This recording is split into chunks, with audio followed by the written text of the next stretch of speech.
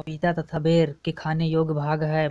मध्य फल भित्ति मलेरिया रोग से प्रभावित अंग है। प्लीहा तिल्ली मलेरिया रोग का वाहक है। मादा एनोफिलीजा मच्छर प्लाज्मोडियम परजीवी है मलेरिया रोग का।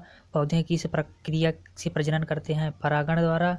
अंतःशोषण की प्रक्रिया में क्या निहित होती है? अवशोषण। प्यूटरी ग्रंथि पाई जाती है मस्तिष्क में, मास्टर ग्रंथि कहलाती है प्यूटरी ग्रंथि। शरीर की सबसे छोटी ग्रंथि है प्यूटरी ग्रंथि। जीव तथा जंतु जनक का जीव विज्ञान तथा जंतु विज्ञान का जनक कहलाता है अरस्तु। चिकित्सक शास्त्र का जनक कहलाते हैं हिप्पोक्रेटस। जीव विज्ञान शब्द का प्रयोग सर्वप्रथम किसने किया था? लेमार्क तथा ट्रेविरेसन ने। लेमार्क थे फ्रांस के और ट्रेविरेसन थे जर्मनी के। अनुवांशिक जनक हैं ग्रेग जॉन मेंडल। अनुवांशिक के जनक हैं ग्रेग जॉन मेंडल। जीन अवस्थित होता है गुणसूत्रों में। अनुवांशिक परिवर्तन होता है क्रोमोसोम में। किस रूप में पौधे से कोको और चॉकलेट प्राप्त किया जाता है? कोको और चॉकलेट प्राप्त किया जाता है। किस रूप के पौधों से कोको और चॉकलेट प्राप्त किया जाता है? तो झाड़ी से। बहुभ्रमणता का सर्वोत्तम उदाहरण है सीटूस। पत्ता गोभी खाद्य पदार्थ का संग्रह कहाँ करता है? पत्तियां। जठर रस में पाया जाता है हाइड्रोक्लोरिक अम्ल। लाइकेन में परागण सहजीवी मौजूद होते हैं कवक और शैवाल। डबल कोर द्वारा कोशिकाएं किसमें निहित होती है? गोभी में। गूदादार थैलमस की किस में खाने योग्य है होता है? सेब। मनुष्य में पाचन प्रारंभ होता है मुख से। पचे भोजन का अवशोषण होता है छोटी आंत में।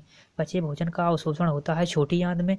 रक्त समूह होते हैं ABO। रक्त समूह की खोज किसने किया था? कार्ल लैंडस्टीनर ने। सर्पदाता रक्त समूह है O। सर्पग्राही रक्त समूह है AB। शैवालों की कोशिका भित्ति बनी होती है सेलुलोज की। जीवाणु की खोज किसने किया था? ल्यूवेनहॉग ने। मानव शरीर का सबसे बड़ा अंग होता है त्वचा। अगर पूछे कि मानव शरीर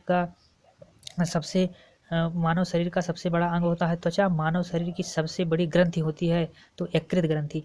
ऊतकों का अध्ययन कहलाता है हिस्टोलॉजी। त्वचा की ऊपरी सतह कहलाती है एपिडर्मी। पेनिसिलिन एंटीबायोटिक प्राप्त करते हैं फफूंद से।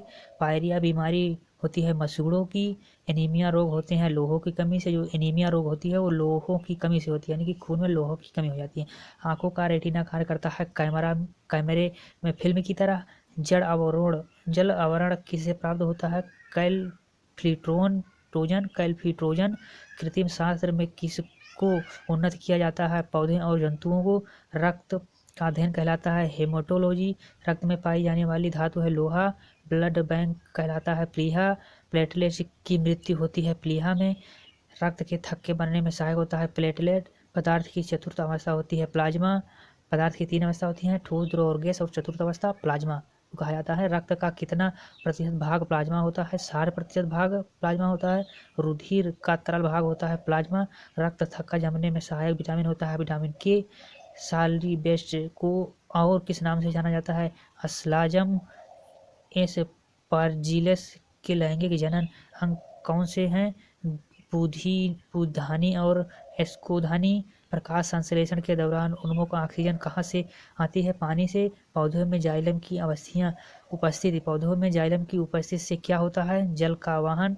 प्रकाश संश्लेषण में कौन सा प्रकाश सबसे कम प्रभावी है? हरा प्रकाश। मेंडल ने अपने प्रयोग के लिए चयन किया था मटर के पौधे का। आनुवंशिकता के जनक को आनुवंशिकी कहा गया था डब्ल्यू वाटसन ने। क्लोरोफिल में क्या होता है? मैग्नीशियम। मानव मूत्र में उत्सर्जित होता है विटामिन सी।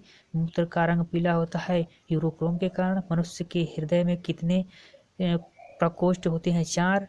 द्वालिन और दुर्निलय। मेढक में हृदय में होते हैं 3 भाग। मनुष्य के शरीर प्रचुर मात्रा में पाए जाने वाला तत्व क्या होता है? ऑक्सीजन। यानी कि मनुष्य के शरीर में सबसे ज़्यादा प्रचुर मात्रा में क्या पाया जाता है? तो ऑक्सीजन पाया जाता है।